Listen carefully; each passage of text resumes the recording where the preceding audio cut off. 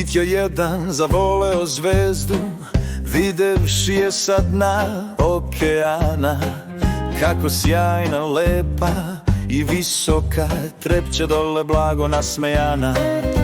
Zaronio u tišine, usred tihog okeana, pustio je suzu krišom, a suza je, znate, slana. Jao, jao, jao, jao, jao. Probao je skočiti do zvezde, mada nije bilo šanse neke, da je ljubne, da je takne nežno, da joj šapne reči blage, meke. Tužan plače u dubini Atlantskoga okeana, suze slane, roni golem, oko njega voda slana. Jao, jao, jao, jao, jao. Predlago joj da se ona spusti među zvezde na dnu okeana.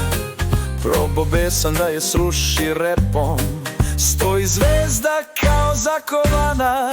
U Indijskom okeanu probao je naći leka, slane suze roni stalno, teku suze kao reka. Jao, jao, jao, jao, jao. Tada reši da je vodom zgasne, mlaz je vode ispustio snažno, voda skoči, ali dole pade, zvezda stoji i treperi važno.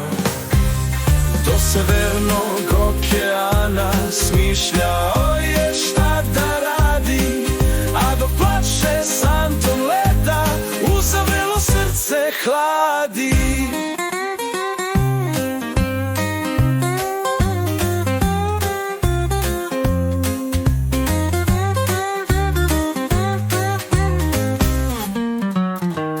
Plakao je, plivao je, preplivavo okeane. Od tih suza sasvim slanih, sad su slani okeani. Jao, jao, jao, jao, jao. Danas smo naučili da na zemlji postoji 5 okeana. Tihi okean ili Pacifik je najveći. Atlantski okean, Severni ledeni okean, Indijski okean i Južni okean.